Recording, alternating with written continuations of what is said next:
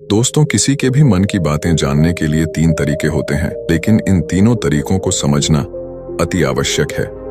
यदि आप इन तीनों तरीकों को समझ लेते हैं तो आप किसी के भी मन की बातें बड़ी ही आसानी से जान सकते हैं, समझ सकते हैं। तो चलिए इसे एक बुद्ध कहानी के माध्यम से समझते हैं कि किस तरह से आप दूसरों की मन की बातें जान सकते हैं, समझ सकते हैं। बहुत समय पहले की बात है। एक छोटा सा गांव था। उस गांव में दो भाई रहा करते थे। बड़ा भाई अंधा था, जिसके कारण वो हमेशा घर पर ही बैठा रहता था, और छोटा भाई खेती किया करता था। लेकिन खेतों में अधिक जानवर आने से पूरी फसलें नष्ट हो जाती थीं, जिस कारण छोटा भाई बहुत परेशान हो चुका था। तभी उसे एक तरकीब सूझी। एक दिन उसने सोचा, खेतों में से इन जानवरों को भगाने के लिए क्यों ना मैं अपने बड़े भाई की मदद लूं। वैसे भी बड़े भैया अंधे, अगर वह खेत में बैठे रहेंगे और जानवरों की आहट आने पर वह उन्हें जोर से चिल्लाकर भगा सकते हैं, जिससे हमारी फसलें बच सकती हैं। इसलिए उन्हें मैं खेत में बिठा देता हूं। ये सब सोच विचार करने के बाद उसने अपने खेत में ही एक छोटी सी झोपड़ी तैयार की और अपने अंधे भाई को उस खेत में बैठा दिया और उनसे कहा, भैया, यदि कोई जानवर की आहट आपको सुनाई दे तो आप जोर जोर से चिल्लाना। यह सुनकर वह जानवर यहां से भाग जाएंगे और हमारी फसलें नष्ट होने से बच जाएगी। बड़ा भाई अपने छोटे भाई की बात मान लेता है और वो उस दिन से खेत में ही रहना शुरू कर देता है। जब भी किसी जानवर की आहट उसे सुनाई देती तो वो तुरंत जोर जोर से चिल्लाना शुरू कर देता, जिससे वह जानवर उसके खेतों से भाग जाते। ऐसा करते करते कई दिन बीत चुके थे। तभी एक दिन उसके खेत में एक हिरण भागता हुआ था और वह खेत के बांध को तोड़कर वहां से भाग गया। लेकिन उसी हिरण का पीछा करते हैं एक राजा भी उस खेत में आ पहुंचा। तभी राजा की नजर उस अंधे भाई पर पड़ती है।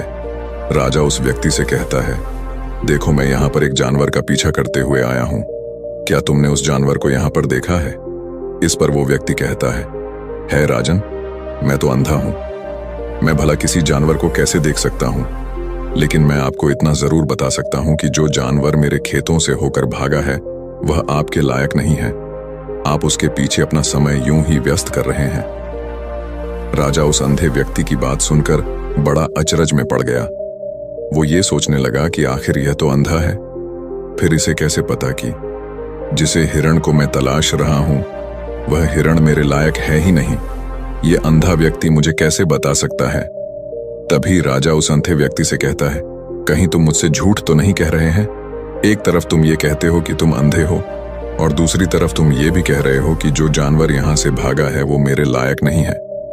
इस पर वो अंधा व्यक्ति कहता है, हे राजन, जिसे आप एक हिरण समझ रहे हैं, असल में वह एक हिरण नहीं है, बल्कि एक हिरणी है और वह भी गर्भवती है। और जहां तक मुझे ज्ञान है, मैंने कभी किसी राजा को किसी गर्भवती हिरणी का शिकार करते हुए नहीं सुना है, और इसी कारण मैं आपसे ये कह रहा हूं कि वो आपके लायक नहीं है। आप उसके पीछे अपना समय व्यर्थ ना करें। यह सुनकर राजा और भी अचरज में पड़ गया। वो ये सोचने लगा कि आखिर ये अंधा आदमी यह कैसे जान सकता है कि वो हिरणी है और गर्भवती है। राजा कुछ देर सोच विचार करने के बाद अपने सेनापति से कहता है, सेनापति जी, मुझे वो जानवर जिंदा चाहिए, क्योंकि मुझे यह पता करना है क्या वो हिरणी है और क्या वह गर्भवती है, क्योंकि यह अंधा आदमी बहुत विश्वास के साथ कह रहा है और मुझे इस बात की पुष्टि करनी है। यदि वह हिरणी हुई और गर्भवती हुई तो वह हमारे शिकार के लायक नहीं है, क्योंकि हम तो एक हिरण का पीछा कर रहे थे। इसलिए जाओ और पता करो कि क्या वो हिरणी है। सेनापति राजा से आज्ञा लेकर आगे की ओर बढ़ चलता है और कुछ देर बाद जब वह वापस लौट कर आता है तो वह राजा को कहता है, हे राजन, इस अंधे आदमी ने जो भी बातें कही हैं वो बिल्कुल सही है। वो एक हिरणी ही है और वह गर्भवती भी है। यह सुनकर राजा आश्चर्यचकित रह गया। उसे समझ नहीं आ रहा था कि आखिर अंधा आदमी कैसे पता कर सकता है कि वह जानवर एक हिरणी है, और तो और वह गर्भवती है। भला एक अंधा आदमी यह कैसे देख सकता है, यह कैसे जान सकता है? आखिर इससे यह कैसे पता चला? ऐसे कई सारे प्रश्न अब राजा के मन में उमड़ने लगे। अब राजा ने यह ठान लिया था कि मुझे इस बात की तह तक पहुंचना ही है कि आखिर यह अंधा आदमी कैसे जानता है कि वह जानवर एक हिरणी है। यह सोचकर राजा उस अंधे आदमी के पास जाता है और उस अंधे आदमी से कहता है, देखो, मैं ये तो नहीं जानता कि तुम सचमुच अंधे हो या नहीं, लेकिन मैं तुमसे एक बात जानने आया हूं। क्या तुम मेरे प्रश्न का सही सही जवाब दोगे? इस पर अंधा व्यक्ति कहता है राजन, आप जो कुछ पूछना चाहते हैं मुझसे पूछ सकते हैं, मैं आपको बिल्कुल सच सच जवाब दूंगा। इस पर राजा कहता है, देखो, एक तो तुम कहते हो कि तुम अंधे हो और दूसरी तरफ तुमने यह बता दिया कि जिस जानवर का पीछा मैं कर रहा हूं वह एक हिरनी है, और तो और वह गर्भवती भी है। आखिर तुम्हें यह कैसे पता चला? तुम्हारे खेत में और भी तो जानवर आते होंगे, और भी तो जानवर यहां से गुजरते होंगे, फिर तुमने यह कैसे अंदाजा लगाया? तभी वह अंधा व्यक्ति राजा से कहता है, राजन, आप जिस हिरनी का पीछा कर रहे थे वही हिरनी जब मेरे खेत में आई, उसकी रफ्तार और उसके भागने की आहट से मुझे यह एहसास हो चुका था कि यह एक हिरनी है, और मेरे खेत की जो बांध है वह बहुत छोटी है, उसकी ऊंचाई ज्यादा नहीं है। यदि कोई हिरण होता तो उस बांध को बड़ी आसानी से लांघ जाता, लेकिन वह हिरनी इस बांध को तोड़कर भागी है, और यदि वह इस बांध को छलांग लगाकर पार करने का प्रयास करती तो इससे उसके बच्चे को खतरा होता, और इसी बात से मैंने ये पता लगा लिया कि वह गर्भवती है। इस कारण वह ज्यादा ऊंची छलांग लगाकर मेरे खेत की बांध को तोड़ते हुए भाग गए। इस पर राजा के मन में एक और प्रश्न उठा। राजा ने कहा, किंतु तुम्हें कैसे पता चला कि वह एक हिरनी ही है? और भी तो कोई जानवर यहां पर आ सकते हैं। इस पर वह अंधा व्यक्ति कहता है, हे राजन, मैं पूरा दिन सुबह शाम यहीं पर बैठा रहता हूं और मेरी सुनने की शक्ति बहुत तेज है। मैं ये भाप जाता हूं कि कौन सा जानवर मेरे खेत में आया है, और उसी के आधार पर मैं जोर जोर से चिल्लाता हूं ताकि वो मेरे खेत से भाग जाए और वो मेरे खेत की फसलों को नष्ट ना कर पाए। राजा उस अंधे आदमी का यह जवाब सुनकर पूरी तरह से संतुष्ट हो चुका था। वह मन ही मन यह सोच रहा था कि आदमी भले ही अंधा हो, लेकिन यह तो बड़ा ज्ञानी मालूम पड़ता है। इस आदमी से कुछ ना कुछ तो काम निकलवाना ही चाहिए। यह विचार लिए हुए राजा वहां से वापस अपने महल की ओर लौट जाता है। राजमहल पहुंचते ही राजा उस अंधे व्यक्ति से कहता है, आप तो बड़े ज्ञानी व्यक्ति हैं, आपको किसी भी बात का पता बड़ी आसानी से चल जाता है। आज मैंने आपको यहाँ पर इसलिए बुलाया है क्योंकि मैं आपसे ये जानना चाहता हूँ कि मेरी पत्नी पतिव्रता है या नहीं। इस पर वो अंधा व्यक्ति कहता है, हे राजन, यह कैसा प्रश्न हुआ? इस पर राजा कहता है, मैंने आपसे बिल्कुल उचित प्रश्न किया है, मुझे इस प्रश्न का उत्तर दीजिए। इस पर वो अंधा व्यक्ति कहता है राजन, ये सारी बातें जाने दीजिए। आपकी शादी को इतने साल बीत चुके हैं और अब आप ये बात क्यों जानना चाहते हैं? आपके मन में ऐसे प्रश्न क्यों उठ रहे हैं? इस पर राजा जिद करते हुए कहता है, देखिए, आपको मुझे इस प्रश्न का उत्तर तो देना ही होगा। यदि आप मुझे इस प्रश्न का उत्तर नहीं देंगे तो मैं आपको मृत्यु दंड दे दूंगा।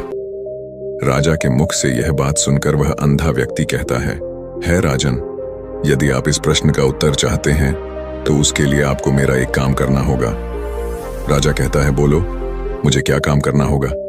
इस पर व्यक्ति कहता है, इसके लिए आपकी पत्नी को मेरे साथ कमरे में अकेले छोड़ना होगा।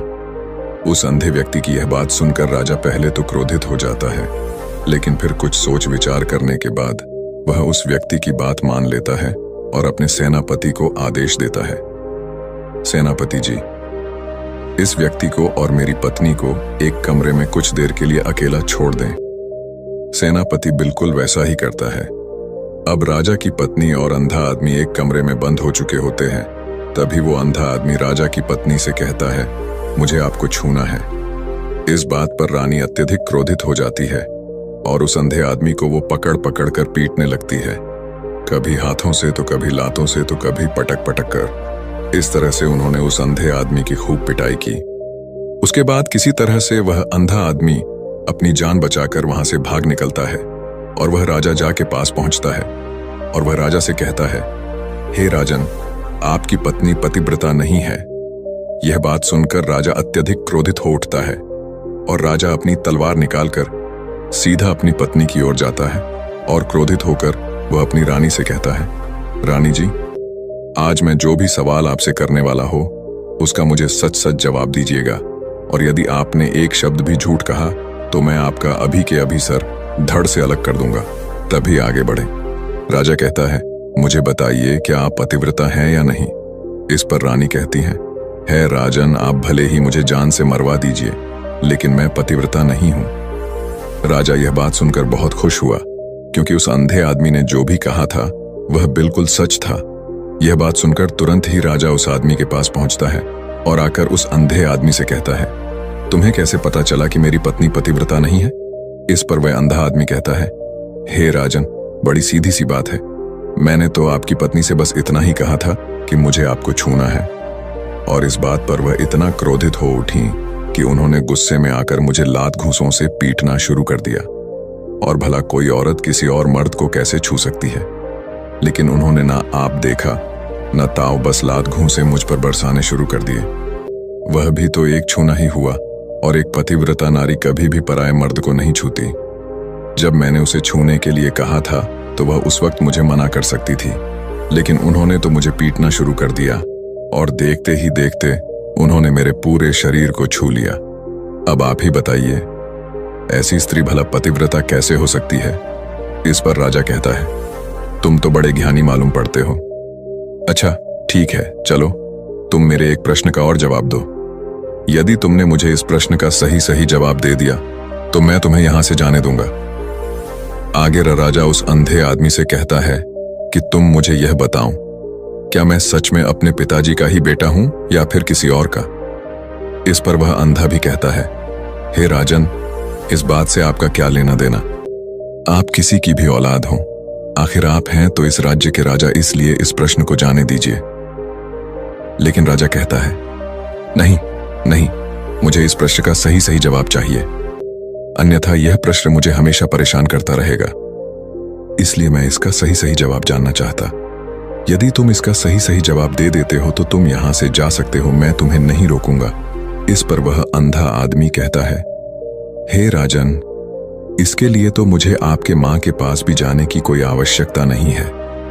मैं आपको अभी अभी ये बता सकता हूं कि आप किसकी औलाद हैं, लेकिन उससे पहले मैं चाहता हूं कि आप मुझसे एक वादा करें कि आप मुझ पर क्रोध नहीं करेंगे। राजन ने कहा, मैं तुमसे वादा करता हूं, मैं तुम पर क्रोध नहीं करागा। इसके बाद वह अंधा आदमी राजा से कहता है राजन, आप हैं तो अपने ही पिता के पुत्र, लेकिन आप पर एक कंजूस सेठ की छाया पड़ी हुई है। यह सुन राजा बहुत क्रोधित हो उठा और वह तुरंत तलवार निकालकर अपनी मां के पास जा पहुंचा। वह वहां पर पहुंचने के बाद अपनी मां से कहता है, मां, मुझे सच सच बताइए, क्या मैं अपने ही पिता का पुत्र हूं या नहीं? यदि आपने मुझे सही सही नहीं बताया तो वह यहीं पर अपने प्राण त्याग दूंगा। मुझे बताओ, क्या सच है? इस पर उस राजा की मां कहती, बेटा, तू है तो अपने ही पिता का पुत्र, लेकिन तुम्हारे ऊपर एक कंजूस सेठ की छाया पड़ी हुई है। जब मैं एक बार नहाने के बाद अपना मुंह आईने में देख रही थी, तभी उस कांच के पीछे मुझे एक कंजूस सेठ नजर आता है और उसी की छाया तुम पर पड़ चुकी है। ये सुन राजा बहुत खुश हो जाता है और वह तुरंत दौड़ा दौड़ा वापस उस अंधे आदमी के पास पहुंचता है और उस अंधे आदमी से कहता है, तुम्हें यह कैसे पता चला कि मुझ पर एक कंजूस सेठ की छाया पड़ी हुई है?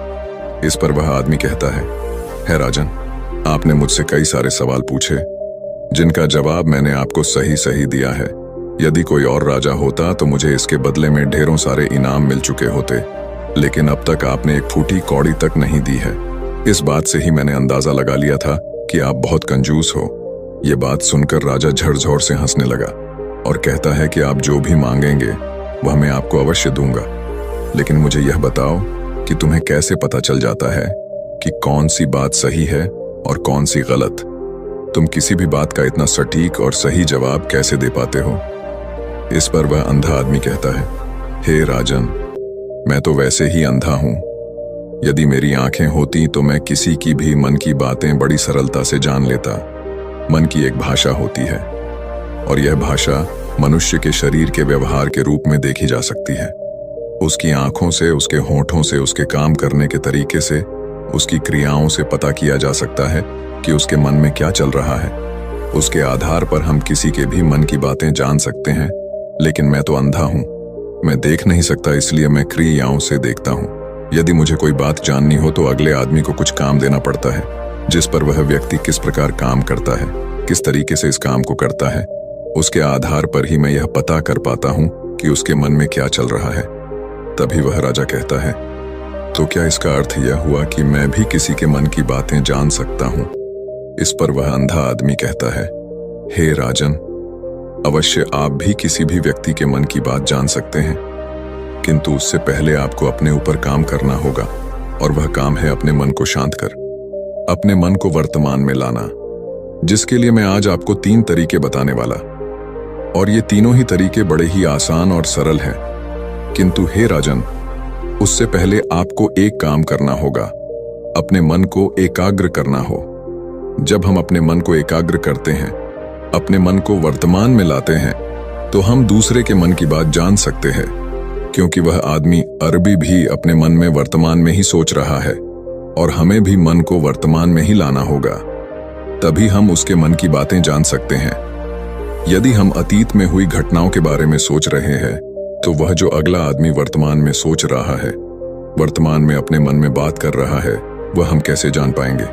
क्योंकि हम तो अतीत की घटनाओं में डूबे हुए हैं। इसलिए किसी के भी मन की बात जानने के लिए सबसे पहले हमें हमारे मन को एकाग्र करना होगा, उसे वर्तमान में लाना होगा। आगे वह व्यक्ति राजा से कहता है, हे राजन, जो 3 तरीके मैं आपको बताने वाला हूं, इन 3 तरीकों से बड़ी आसानी से किसी के भी मन की बातें जान सकते हैं। उसके बाद वह अंधा आदमी राजा से कहता है, हे राजन, जो सबसे पहला तरीका है वह है आंखों पर ध्यान देना। किसी व्यक्ति से बात करते वक्त उसकी आंखों में देखना, उसकी आंखों पर ध्यान देना जो सबसे ज्यादा जरूरी है, क्योंकि आंखें बोलती नहीं पर बहुत कुछ कह जाती है।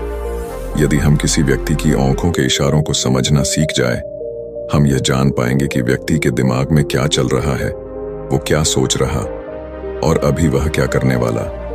मेरे पास आंखें नहीं, लेकिन मैंने अपने गुरु से यह विद्या सीखी है, क्योंकि बहुत सालों पहले मेरे पास आंखें थीं और मैं उस वक्त लोगों के मन की बातें केवल उनकी आंखों से ही जान लेता था। इसलिए यदि आप भी दूसरों की मन की बातें जानना चाहते हैं, तो आपको भी उनकी आंखों पर गौर करना चाहिए, जैसे कि उनका आकार कैसा है, वह कब, कहां और किधर देख रहे हैं। यदि उसकी आंखें यहां वहां घूम रही हैं, जब आप उससे बातें कर रहे हैं, तो वहां वह इधर उधर मोड़ रहा है, कभी ऊपर तो कभी नीचे या कभी आसपास, या फिर उसकी आंखें खुश नजर आ रही हैं या फिर आंखें निराश नजर आ रही हैं। जैसे कि चोर होता है, उसकी आंखों में जब हम देखते हैं तो हमें यह पता चलता है कि अगले आदमी ने कोई गलती की है। ठीक उसी प्रकार जब हम किसी चालाक व्यक्ति की आंखों में देखते हैं, तो आपको पता चलेगा कि उसकी आंखों में एक भाषा होती है, एक बहुत ही सीधा और आसान तरीका होता है। यदि आपको यह पता लगाना है कि सामने वाला व्यक्ति आपसे झूठ कह रहा है या फिर सही, तो आपको उसकी आंखों पर ध्यान देना अति आवश्यक है। यदि आपसे बात करते वक्त वह व्यक्ति अपनी आंखें यहां वहां घुमा रहा है, ऊपर नीचे इधर उधर दाएं बाएं हर जगह देख रहा है, तो इसका अर्थ ये हुआ कि वह उस बात से निकलने का कोई रास्ता ढूंढ रहा है और कोई झूठ बना रहा है। यदि सामने वाला व्यक्ति आपसे कुछ झूठ कहने का प्रयास कर रहा है, तो वह आपसे नजर नहीं मिलाएगा। वह यहां वहां देखेगा, ऊपर नीचे देखेगा, लेकिन वह आपकी आंखों में आंखें डालकर कभी नहीं देख पाएगा, क्योंकि उसे डर है कि यदि उसने आपकी आंखों में आंखें डालकर देखी तो उसका झूठ पकड़ा जाएगा और लोगों को सच्चाई का पता चल जाएगा। और इसी प्रकार कुछ और भी भाषाएं होती हैं। जब आप किसी की आंखों में आंखें डालकर यह देखना शुरू कर देंगे कि उसके हाव भाव क्या है, ठीक उसी प्रकार चेहरे के हाव भाव होते हैं, जिससे हम मन की बातें बड़ी आसानी से समझ सकते हैं, और इन्हें भी समझना बहुत जरूरी है। कभी कभी कोई व्यक्ति अपने चेहरे से, जैसे आंख, होंठ और बहुत से कुछ अलग अलग व्यवहार करता है। यदि आप किसी व्यक्ति के चेहरे में गौर करेंगे, तो आप आसानी से समझ पाएंगे कि वह व्यक्ति निराश है। जब व्यक्ति बहुत उदास है, या फिर वह बहुत खुश है, या फिर उससे कोई बहुत बड़ा दुख है, वह अपने अंदर क्या महसूस कर रहा है, ये सारी बातें हम उसके चेहरे के हाव भाव से पता कर सकते हैं। फिर चाहे इंसान जुबान से कुछ बोले या ना बोले, लेकिन आप उसके चेहरे से सब कुछ पता कर सकते हैं। आगे व्यक्ति राजा से तीसरा तरीका बताते हुए कहता है, हे राजन, इसी प्रकार तीसरी भाषा भी है, अर्थात तीसरा तरीका भी है, और वह है हाथों के इशारे और शरीर का व्यवहार। मन की बात समझने के लिए हमें हाथ के इशारे और शरीर के व्यवहार को समझना बहुत आवश्यक है। कोई व्यक्ति जब बात करता है, तो आपने देखा होगा कि वो अपने हाथों को हिलाता रहता है, अपने हाथों से इशारा करता रहता है। बातों के साथ साथ अपना शरीर का जो व्यवहार है, अर्थात बॉडी लैंग्वेज, उसका भी पूरा उपयोग करता है, जिससे हमें यह पता चल पाता है कि वह व्यक्ति हमारी बातों पर कितना ध्यान दे रहा है। और उसके मन में क्या चल रहा है। आपने देखा होगा कि ऐसे कई बड़े संत महात्मा हैं जो बड़ी ही शांति से आपको देखते हैं और आपको देखकर ही यह बता देते हैं कि आपके मन में क्या चल रहा है, आप उनसे क्या जानने आए हैं। और इसका सबसे बड़ा प्रमुख कारण यही है कि वह आपको पढ़ सकते हैं, आपको समझ सकते हैं, आपकी मन की बातें जान सकते हैं, क्योंकि उनका मन एकाग्र है, शांत है, और यही कारण है कि वह आपके मन की बातें बड़ी सरलता से समझ जाते हैं। तो दोस्तों, उम्मीद करता हूं आपको इस कहानी से एक अच्छी सीख मिली होगी। ये कहानी आपको कैसी लगी हमें कमेंट बॉक्स में कमेंट करके जरूर बताएं और इस कहानी को अपने दोस्तों के साथ जरूर शेयर करें ताकि उन्हें भी इस कहानी से कुछ सीखने को मिल सके। धन्यवाद।